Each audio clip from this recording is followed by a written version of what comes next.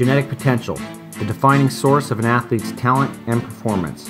What is it, and how do we go about understanding it, tending to it, and ultimately unleashing it? We want to really get to the bottom of what we're seeing in the world. We are running drills, we're testing ideas, putting theories down. Of these are the essential questions to be asked and answered on the Genetic Potential Show. Hey, you're at GPTV. I'm Kelly Starrett. I'm Brian McKenzie. We have a great show for you today. We're going to take on one of the big, I think, misunderstood aspects of the world is running. We have an amazing guest today. Dean Karnazes, good friend. Extraordinary runner. We'll set that up in just a second for you. Yeah. But let me just frame this for people. Running sucks. Running sucks for a lot of people. Running sucks for me for a long time, till I met you. Yeah. And you were like, I didn't know anyone could strike the ground so hard and pull so hard simultaneously while being forward flexed at the hip. It was a disaster. Yeah, you hated running. You were in hiking boots with inserts, and it was a disaster. Look, I was doing what every person in the world told me. In NorCal. In NorCal. And the story is that, you know, I really wanted to run, knew that running was like this mystical skill that every human being should be able to do. I never learned how to run. I ran cross country in the 8th grade, was the biggest guy on the team in the 8th grade at a high school. I know. You were the biggest guy? In high school. I ran in a big high school there at the 8th grade, and I have pictures of me heel striking uphill. Whoa. I didn't even know. I actually didn't know that heel striking existed going uphill. You have redefined what it is we know and understand. It's called talent. You really, when I met you, you were like, hey, look, there's 3 things you don't understand about running. One, running is a skill. Yes. I never viewed it as a skill. I just viewed it as something I needed to suffer through. Yeah. Second was like, you need to be strong enough to be able to hold these positions while you're running, to influence your mechanics. And then third was like, you actually go run. You actually have to go do that. I don't think people understand that. Yeah, well, and I think there's this misconception of like, I'm just going to go look at somebody do something, or I'm going to listen to a video and I'm just going to be able to magically go out and do this. And this kind of touches on what you're getting into is, you know, a lot of the work that like Daniel Coyle's done in talent code and stuff is now coming to light about practice or skill. And this is a lot of the stuff that you and I have talked about with what it is we do here, what it is we do in our own places of work. Where skill is applied. This is an applied thing. No violinist or no person going to play a piano would ever just go and watch somebody play and get on that piano and just hammer out some great masterful piece. This is, I think, misunderstood about you personally, is that people don't understand that you're always saying, hey, if you're a runner, you better go run a lot. Yeah. But you also have to make sure you're doing technique work a lot. Well, and be strong enough to maintain all of those things. Yeah, how many people actually are going out and spending maybe 15 to 45 minutes of skill work prior to actually running? This is, oh yeah, and there might be a couple people here I know of, but I think this sets up today's guest, Dean. Now, I met Dean through you. You were like, hey, I'd like you to work with Dean a little bit. Yeah. And we worked with Dean back in the parking lot of Dreams, but POD. The POD. But what's interesting is that you espouse this notion that, hey, look, you may not be technical enough to be able to run 5K right now. You may only be able to run in good position for 400 meters, stop, reset, 200 meters, stop, reset. Here's a guy who can do this. Here's a guy who starts running well and finishes at 135 miles. Because people really think that intensity and technique are sort of divergent concepts, and you're saying no, they're not. And here's an example of a guy who is an extraordinary athlete, an extraordinary runner, and can run this distance, be uninjured, and continue to do it over and over and over again. He's got a lot of amazing things that he's doing. He's pushed the limits, literally, of what we think is possible in many, many things. For example, an old story that he hates is that I didn't know it was possible to go run and then have a pizza delivered to you. An entire pizza. An entire pizza, and then run while eating a pizza. That's amazing. Eat an entire pizza and just keep going. That's right. And just keep going. By the way, that ain't no way to live, and that's not how he does today. No, that is not what he does today. What he did yesterday is not what's going to keep him around tomorrow. That's right. Yeah. Right on. Well, Dean Karnazes coming up. And I know you guys have known each other for a long time. I can't wait to see what happens. Okay, guys. If you want to get a hold of us, you want to get more involved, here's how you're going to do it. Hit us on Facebook. Send us your best picture of the worst thing you're seeing during the week. Twitter, at GP Television. Hashtag leopard fail. Hashtag I see more potential. And then of course, hashtag GPTV. Welcome back to Genetic Potential TV. We are here with Dean Karnazes. Oh yeah. Welcome. Nice to be here. It's good to have you. Dean and I have had a few adventures together, but Dean has had several adventures without me as well, and continues to be on the war path of adventures. Let me be clear for just for a second. If you don't know who this guy is, you probably have never gone running before or ever picked up Running Magazine or Outside Magazine or ESPN, right? You were even Outdoor Athlete of the Year for those guys. I mean, it's pretty awesome. I mean, if you've ever been in San Francisco or in the Bay Area, at some point there's some maniac at 2 in the morning running down the road by himself. That's this guy. Going over some bridge randomly. I've Throw seen some him, food I've out seen the him in window if you Marin, see I've me, seen him in people. San Francisco. You know, you just see this guy running, right? Now, as our first official guest, big name kind of concept is that we wanted to bring Dean on because obviously you guys have a relationship. We even met a few years ago, did a few training sessions together. But Dean represents sort of the epitome of self-experimentation about what's possible, especially in this running venue and running sphere. Yeah, and oddly enough, Dean was actually one of the influencers in kind of my transition into introducing strength and conditioning to what it is we do for training. He's doing so much other than just running that a lot of things made sense to me, and it helped me kind of spearhead what it was we were doing. I'm not gonna laugh or lie that a couple years ago, Brian duped me into doing the quad dipsy, which is just like a 50K little hilly Surprised run. you guys are still friends. Yeah, right. And I'm not gonna lie that at one point I literally was like, F Dean. Like that guy, like I'm waiting for my transcendental moment. I'm waiting for to hear the music of the spheres. I felt nothing. All I felt was grinding for 8.5 hours. That was it. And I was like, this is the guy who's so good at this. Amazing. Grinding, the Cape Buffalo grinding. There's something about this ultra thing that really inspired you, that really changed your life. And obviously that was in your first book, which I believe is a bestseller, correct? Yep. Ultramarathon Man. Ultramarathon Man. And it's published in 15 languages. Amazing. Yeah. It's and crazy. particularly amazing because clearly because I can't write. That's right. Amazing. I don't know you're writing and running at the same time. But you are in this. You're the sort of the face of North Face Running right now. You continue to be the North Face Running Challenge here in the Bay Area. But you continue to run and run and run and being uninjured, which is amazing. And sort of this experience has gone out. I mean, Brian, I know we're dying to know what's the story behind how does it keep going? Well, I think you hit on a couple topics. I mean, I think there's, as we all know, there's magic. There's certain magic in misery, right? I mean, it's kind of counterintuitive, but we've all experienced it. The other thing is that adversity introduces a man to himself. Yeah. It's all about self-exploration in my world, and it's all about learning about yourself, learning about your limits, and the only way to learn these things is to hit the edge and cross over it. Yeah. I'm going to say you hopefully know who you are at some point now based on some of these incredible athletic feats. But what is it personally that, besides sort of this profession piece, what are you still discovering about yourself? I mean, because you are running further and further and doing more extraordinary things. What's that look like now? What's going on? It's still fresh and new and novel to me. And I think, the North Face, great sponsor of mine, they have this, this tagline, never stop exploring. And I think it's along that theme of always exploring, always learning, always being engaged, having the mind of a child. And I think that's really helped me to stay motivated. I don't just run to race. I mean, so many guys I've trained with over the years, you too, Brian. I mean, great racers, after 10 years, they're so fried. They're burned out and they quit running. You've been doing running as ambassadorship. 50 marathons in 50 days, for example, is in 50 different states, was really one that I think captured a lot of the public's attention. You're engaged in another project right now. What's that?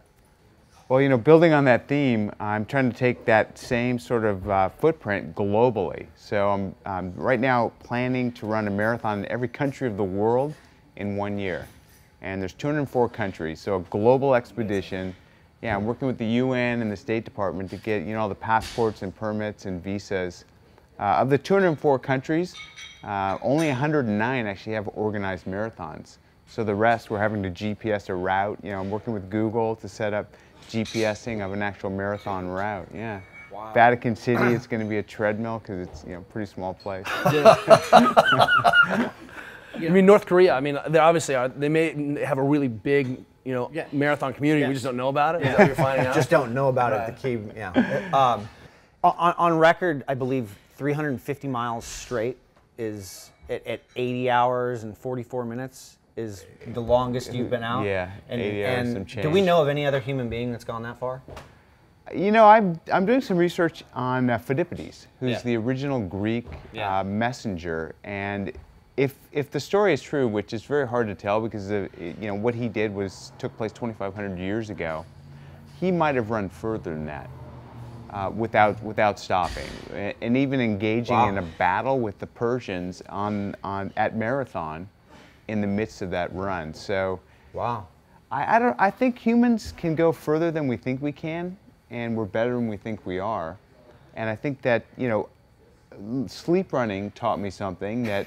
Wait, whoa. Yeah. What is that? This is awesome. Yeah, what is that? Well, I mean, it wasn't something I chose to do, but I mean, it literally woke up in the middle of, you know, running down the middle of the road, and I thought, what just happened to me? I know better than to run down the middle of the road and kind of meander back over the shoulder, and it happened again. I was falling asleep and just willing my body to keep going.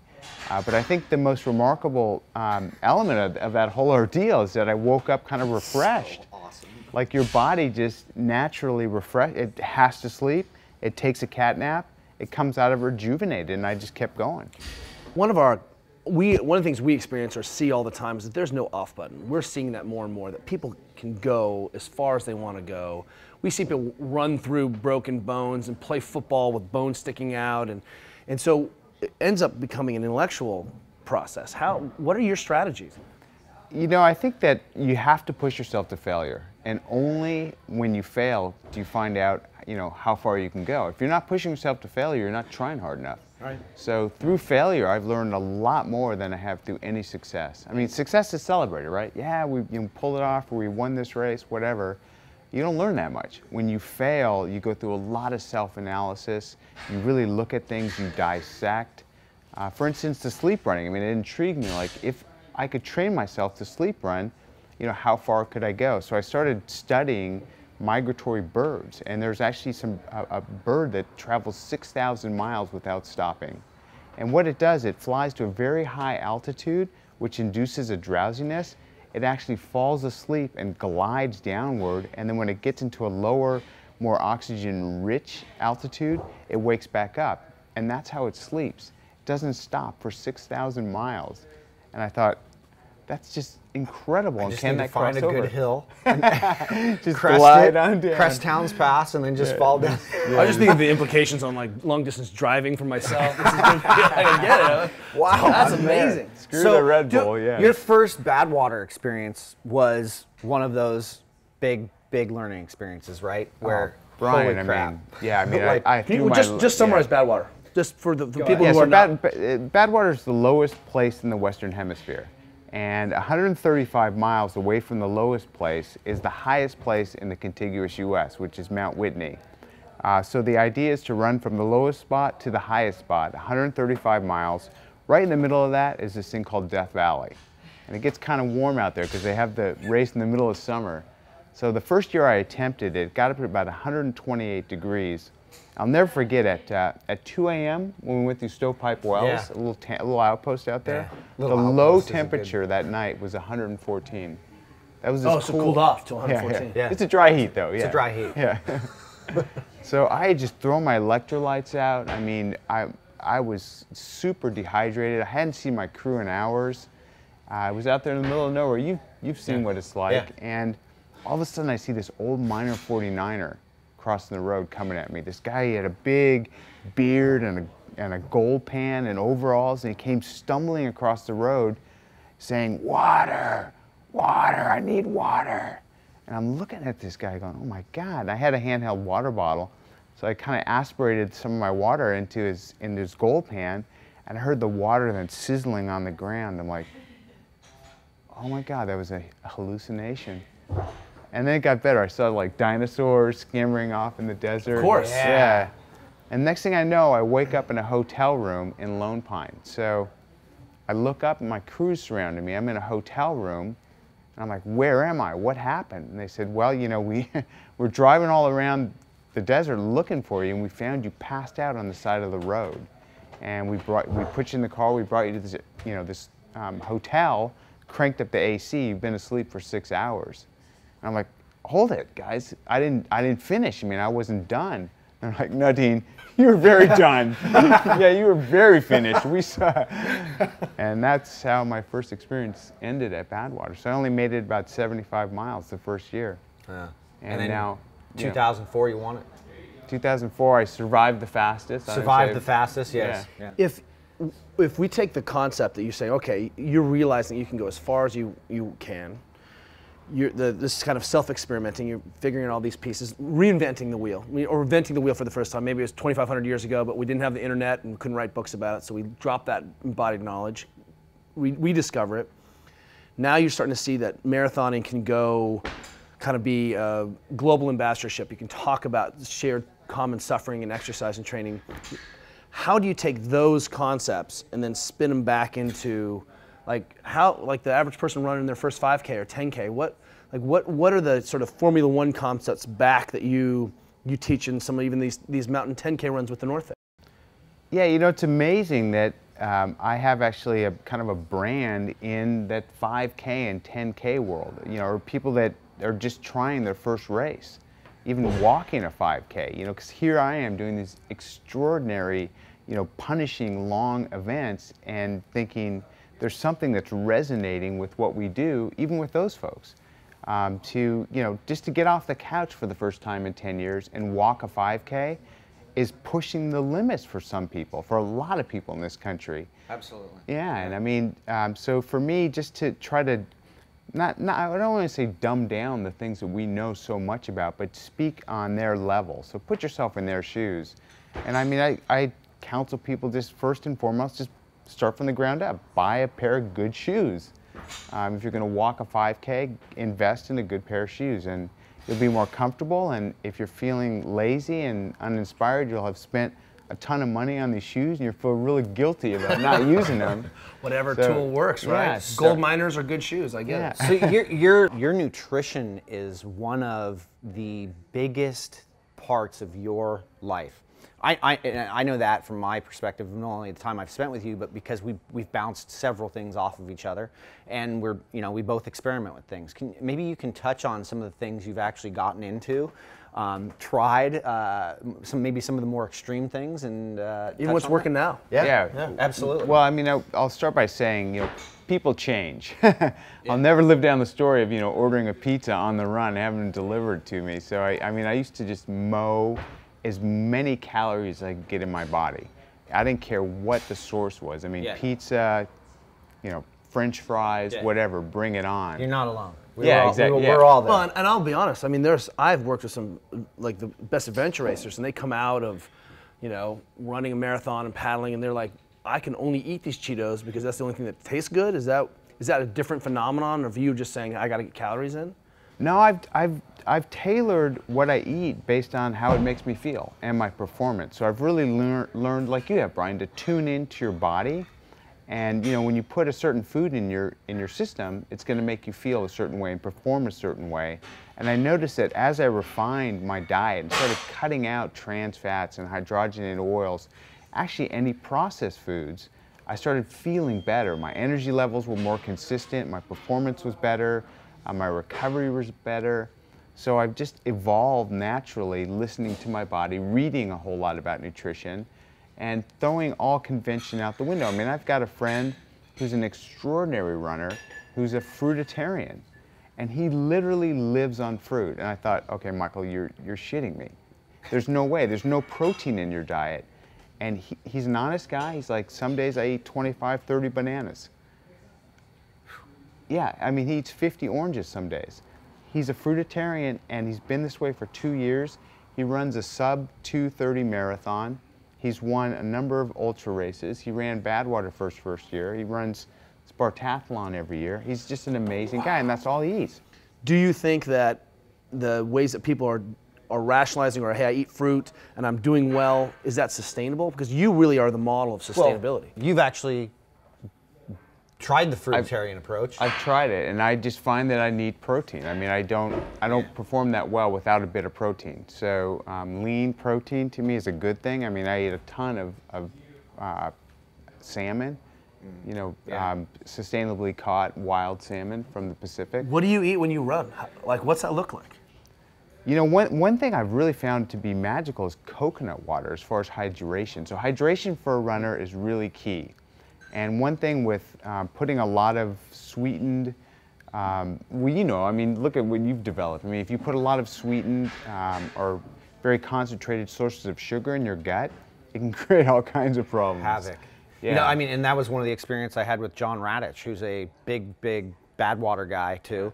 And my first year watching him go through Badwater, it was abysmal because of the amount of carbohydrate sources he was just shoving into his system. Where I went back the next year with him, and he's like, you can run the nutrition thing. And I'm like, are you sure about that? And we literally just kind of refined what it is we put into him carbohydrate-wise and upped his protein intake, and the dude went and like PR'd Badwater by like 9 hours, which was crazy. You're not eating those gels that they sell in every running store, is that what you're telling me? So, I mean, but honestly, so I had a great fortune of working with Alan Lim, who used to be the director of sports performance for Slipstream Garmin, for Radio Shack. Yeah. Brilliant sports physiologist.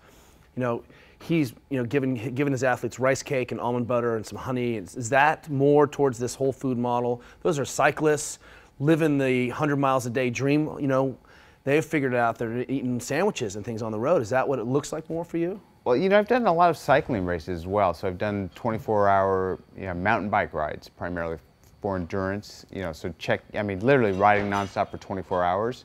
And the foods you can eat during cycling are a lot different than running. Yeah. Oh, yeah. Yeah, a whole lot different. So I found that nut butters do work really, really well. Nut butters with honey work really, really well. Sesame butter works really, really well. Peanut butter doesn't work so well for me, so I stick with hazelnut butter or almond butter, and I've just learned that through trial and error. Just, you know, how does it make your gut feel? How does it make you perform? So it's pretty safe to say that you're eating fairly, clean in terms of it's lots of vegetables, basically like a vegan type diet, but with some high quality meat and high quality fats in the diet, right? Typical Dean day. Yeah, I mean, I don't tend to have too many nuts actually. So fat sources, avocado, and you know, I'm Greek, so I've got to have a lot of olive oil. So monounsaturated fats. I also do eat yogurt, a Greek-style yogurt, so it's non-sweetened. I do as well. Yeah, it's full fat, Yeah.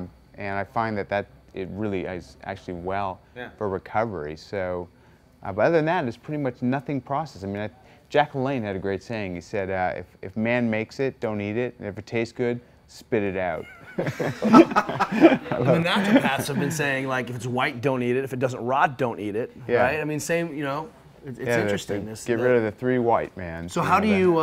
So give us just a real quick example of, like, hey, I'm going for a 2-hour run. Are you eating anything, or a 3-hour run? Like, how can you give me an example for the person out here who's going to run a first half marathon or marathon? What should they be thinking about during the race? Well, you know, the guidance I give anyone is, you know, listen to everyone, follow no one. So what works for me might not work for another racer, and I found that for a sprint distance race like a marathon or something. That's right. You just said sprint distance. What's your marathon time? Well, I mean, hopefully it's sub 3 hours. Yeah. We know that it's sub 3 hours. You've run. What's the fastest marathon you've run? Well, 2:42. Yeah. So he's not just jogging. Yeah. He can run fast too. Right. But I'm with you. Yeah, Only but I 3 mean, you know, some Greek-style yogurt, some fruit, you know, either bananas or berries, and perhaps some nuts can sustain me easily through a marathon. Yeah, I mean, then hydration along the course, depending on the temperature. Do you separate hydration from nutrition? Is that a kind of a separate? I think they're integral. I think they're very integral, and as we know, what's in your gut determines absorption rates. It determines a lot of different things. So I don't think you can separate the two independently, unless you're doing something like, a sprint distance try where you're just going to be taking in hydration. Your pre-race meal is going to mean a whole lot more than food on the course. If we look at you as sort of a template for long-term sustainability, I don't think you have any plans on stop running. Are you duking it out with overuse injuries? Because one of the things that I think people understand is that you run really well. You're a little bit varus, you're a little bit bow-legged. And Yes. in our language, that's a compliment. We call it, you're a torque pig. Yes. Yeah. You generate You a are. ton of torque Yep. naturally. In fact, I know coaches will select athletes because they are a little bit varus, they're a little bit bow-legged, because they generate so much torque. You also run on the ball of your foot really well.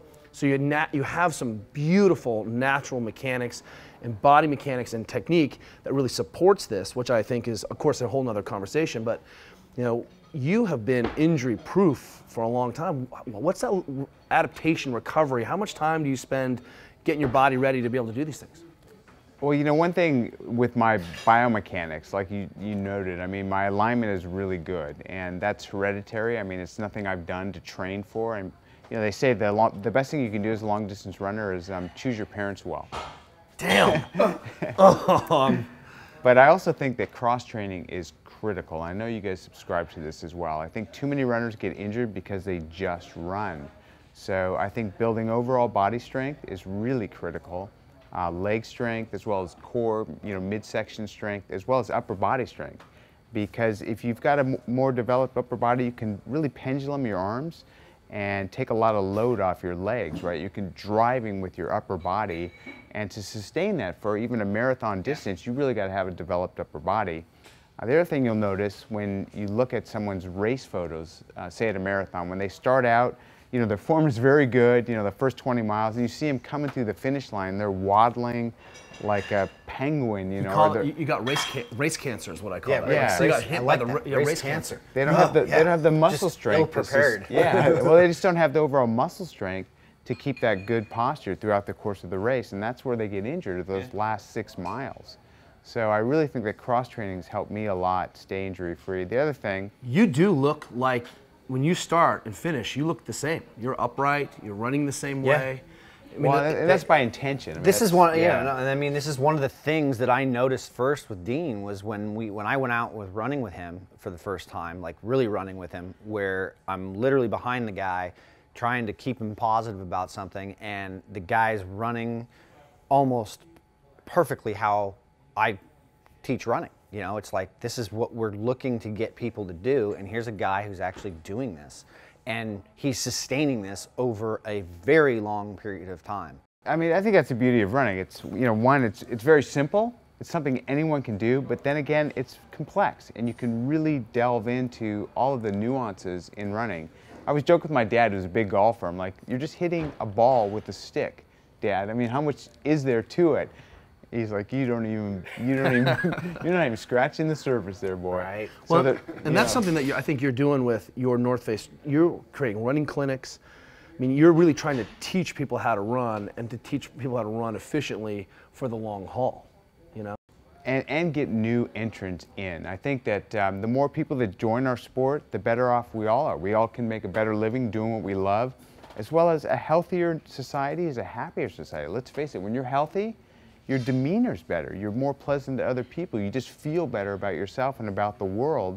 So I think, it's going to take an army of guys like us that get out there and just continually recruit, bring new people in, and get them exposed. And sometimes it just takes one exposure. You get someone out for a little run, one time, you see them 3 years later, they're like, oh yeah, I'm running my 10th marathon, man. You got me going. Or you write a best-selling book that inspires a whole slew of people to start doing ultramarathons. Maybe we can really solve what's going on in West Africa because there's a marathon there for the first time. What experiments are you running on yourself right now?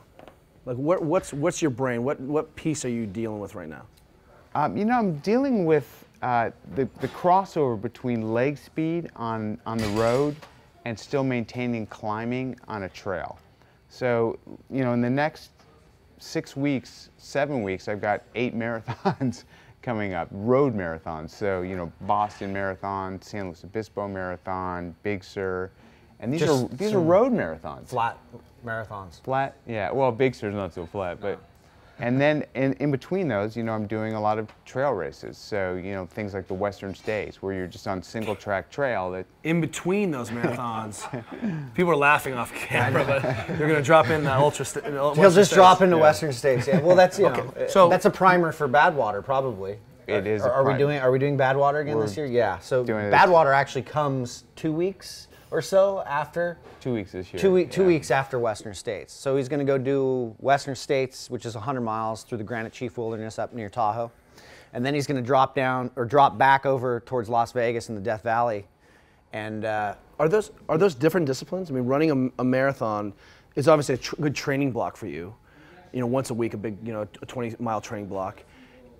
Can you, at the same time, thinking about these long distance pieces, maintaining your foot speed, technique, how does that integrate? Well, one thing I've learned is I have dropped a bunch of lean muscle tissue. So I've lost a lot of bulk. I've lost maybe 10 pounds in bulk. What do you weigh? Right now I weigh about 143, and I used to be up to 155, yeah.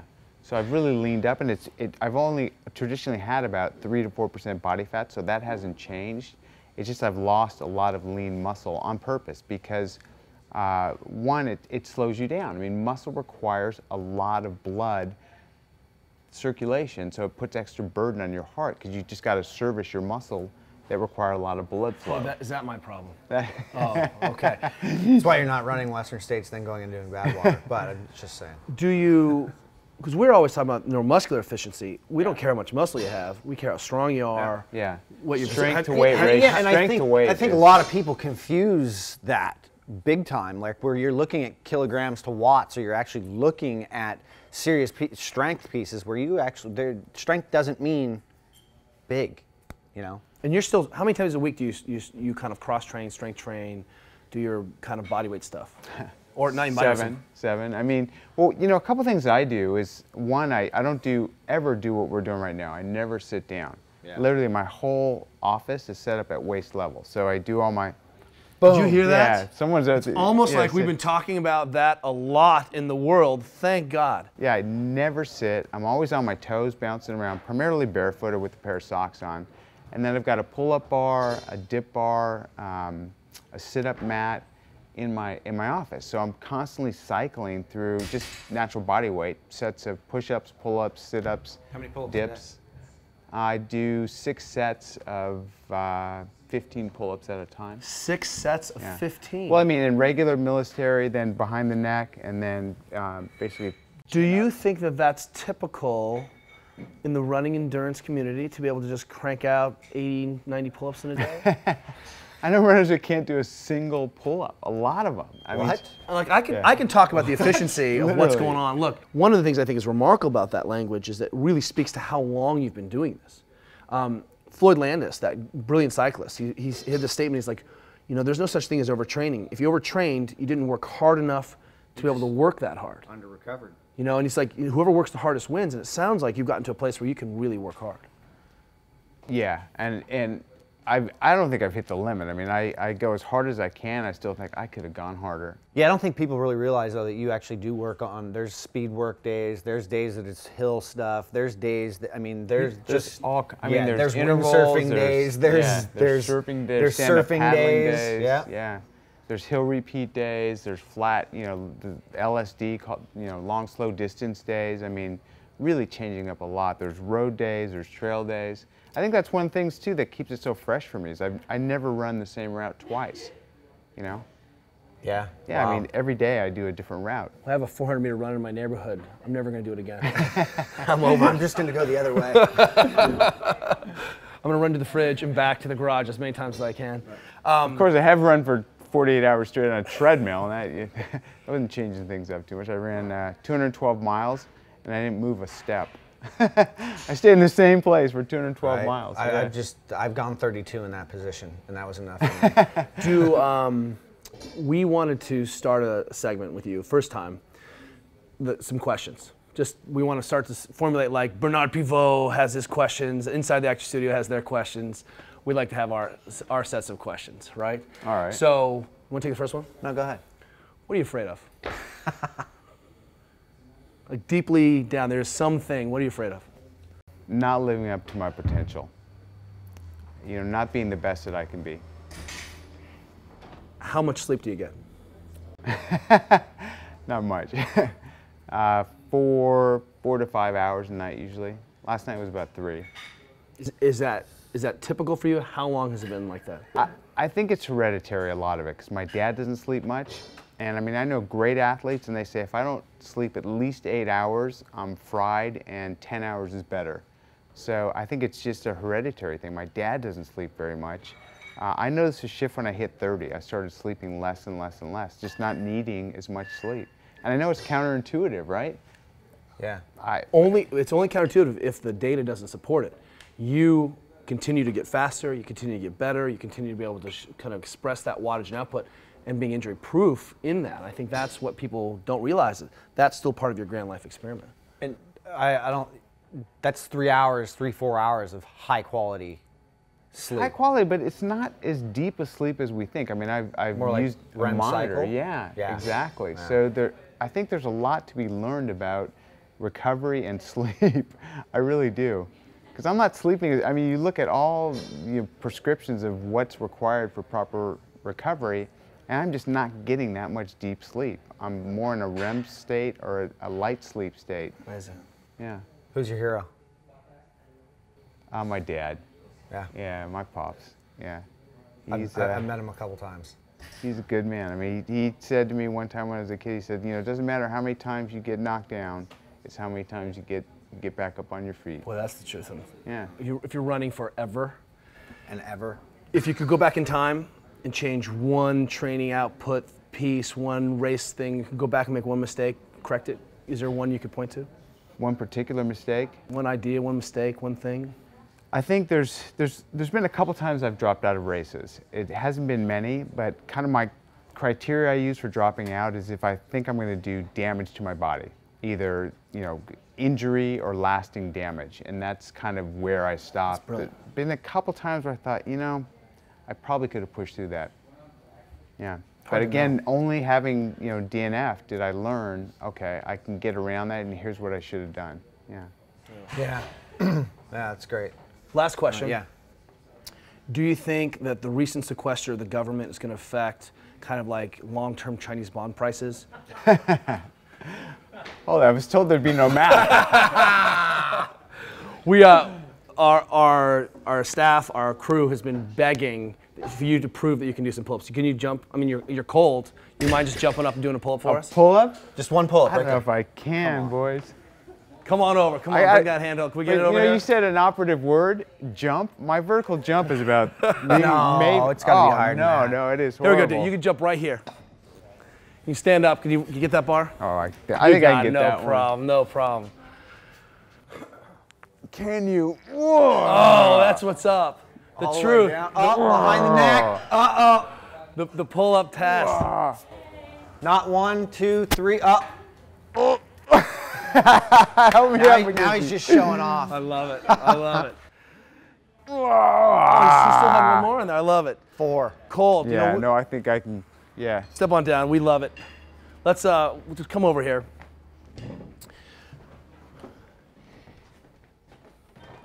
You've done a ton of experimenting yourself. How do we find out more about you? People want to know about you. Besides reading your books and find out what's going on, how do we find out? They call Brian. Brian McKenzie.